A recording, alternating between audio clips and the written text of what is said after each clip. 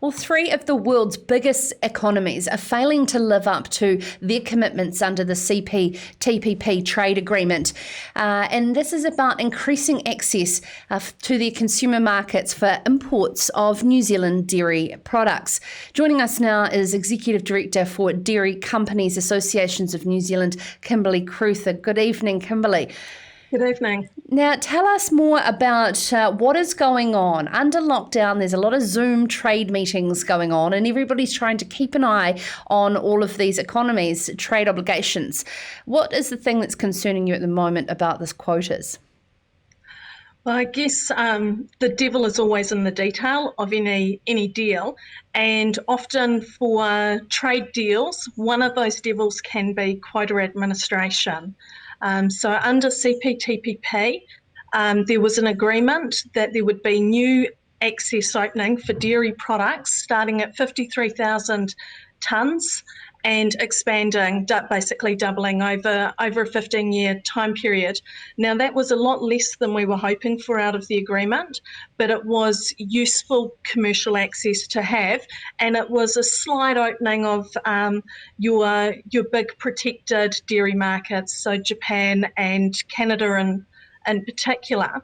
What we've seen, however, in the implementation phase is that Japan and Canada, and to an extent Mexico, have put administration arrangements in place over the top of those quotas, so to be able to use and trade under those quotas that act as barriers to trade in themselves. And that's meaning that of that potential trade volume or opportunity that's available, only 40% of it is being used into the Japanese market and only 4% into the Canadian market.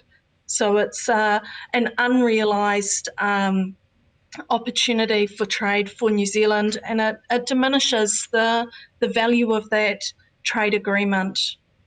So what are you hoping that can be done about this, and how much weight does the WTO or the CPTPP sort of guidelines have emphasis to enforce? So what we're hoping is that the countries will move to a more straightforward means of tracking the volumes that are entering under those quotas. In the most simple form, quota administration can be an importing country just tracking the product that is crossing the border, and then once it reaches the quota limit, the tariffs revert back up to their outer quota levels. Ideally, there's a bit of notice and transparency around how the utilisation is tracking, so nobody gets caught with product on the water that's going to incur a higher tariff. What these countries have done instead is put in place conditions on who can trade under the quotas, or put in place lottery systems that provide a bit of unpredictability for who can trade. Under the CPT agreement, CPTPP agreement, there are regular committees of the parties that get together and check in, that basically hold each other to account. That's a mechanism for New Zealand to be able to raise concerns if the agreement isn't being implemented as intended or as committed to.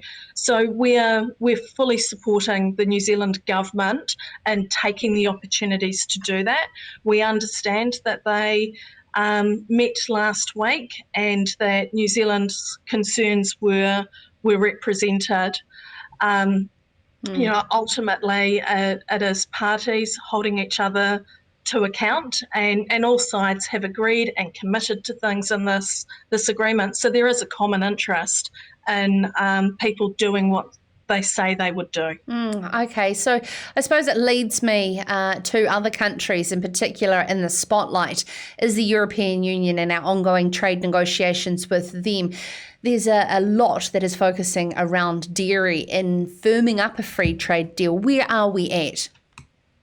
I guess the commonality that we're seeing between Canada and Japan and the European Union, and these are all traditional agricultural protectionists. And at the moment, they're all, through their actions, holding quite tight to the level of protection that they've had in the past. We've seen there was a recent offer under the EU agreement that was leaked, and it featured really disappointingly low levels of dairy market, or proposed levels for dairy market access. What's really disappointing in there is these are countries who are regularly signing up to statements of commitment globally to remove barriers to food trade, to support open food trade internationally in favour of food security and all of the economic benefits of that. And in this COVID situation, the world really, really needs that. And yet their very pious statements are just not translating into action. I'd love to understand, how does it work? So you've got yourself and you've got the likes of Chris Claridge from Potatoes New Zealand, who's got a real trade issue on his hands with open trade from the EU dumping fries here. That trade-off between our primary goods to ensure that if we come hard down on fries being dumped, that has a detrimental effect effectively on our dairy products getting a fair go into the EU. How does the MFAT keep a handle on everybody's well-being in a situation like free trade with the EU? I don't think it's inconsistent. So the WTO's rules framework is seeking to remove barriers and distortions from international trade. There are disciplines that are meant to result in no country putting producers in another country or causing harm to producers in another country. So if the EU is dumping products through the international definition of what dumping is, or if they're inappropriately subsidising and that's resulting in harm to New Zealand producers, then there are mechanisms under the WTO to raise that, to seek solutions to it. And ultimately, if you are removing distortions from the international market, you're seeing less dumping. You're also seeing less trade barriers, which is what our concern has been. And let's talk about cheese names. You know, the likes of Whitestone Cheese really struggling to know what their future lies with these deals and not being able to use terms such as camembert or brie. Where are we at with that in these trade negotiations? And when does it get too hard for us just to walk away and focus on other trading partners?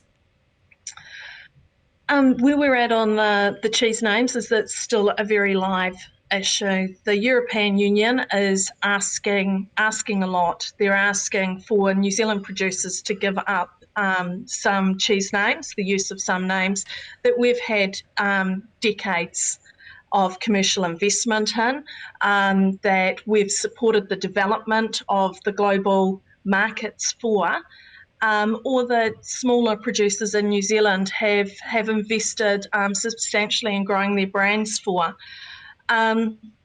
We are pushing back on that, where we believe that those names are truly common and no longer unique to the European Union. There are some really clear lines that can be drawn. If the EU has been party to a past international agreement where they've agreed, either in fact or by inference, that these cheese names are going to be produced in multiple geographies, then you can't change your name later. How do you get on with in comparison to wine? We've actually got similar issues to the wine industry, and the EU negotiation. So neither of us object in principle to the concept of a geographic indicator. What we object to is the inappropriate extension of that protection to what have become common names. So, like the EU is seeking to reclaim and limit the use of feta or Gruyere, they're also seeking to reclaim the grape varietal term in terms of Prosecco as well. At the same time, we here have paired up with iwi to protect the Māori term manuka, even though it's become worldly known around the world as well. It's an interesting debate. Yeah, I think it's a complex area of debate. We look at certain markers and for our objection. Have there been international agreements? Is there a really significant history of production in other geographies and trade between geographies? Is there an internationally agreed standard for that product? Things like that denote that this has been given away or accepted as a global name years ago. And how are we getting on in the UK, our second largest dairy import market? Obviously, everything's still on the table there as well. Yeah, and not our second largest dairy import market. So the world's second largest dairy import market, but a market that we're largely shut out of. So that negotiation has only just started. And what we're seeking is to have the same trade opportunity into the UK market, which has been enjoyed by large European exporters for the last 40 years. So the UK has been a completely liberalised market for dairy trade for 40 years now, since it joined the EU, just not for our products. And to think that once upon a time we used to be the little back paddock for the UK's dairy. Well, and some of the UK consumers remember that and really value it. We often, in the Decans General email account, receive emails from consumers in the UK just inquiring, saying that they used to consume New Zealand dairy products. They really like New Zealand dairy products. And what's the issue? And of course, the issue that they can't access it anymore. The issue is trade barriers. Kimberly, can I just say on behalf of our audience, thank you for the job that you do. On behalf of all dairy farmers across New Zealand, Kimberly Crewther, Executive Director of Dairy Companies Association of New Zealand, joining us there. A great article on farmersweekly.co.nz titled Quota Fill Rates Low Despite Deal. And this is regarding the Comprehensive and Progressive Agreement for Trans-Pacific Partnership in Canada and Japan, but great to touch base with Kimberly there about the EU, the UK, and all things trade. This is Sarah's Country.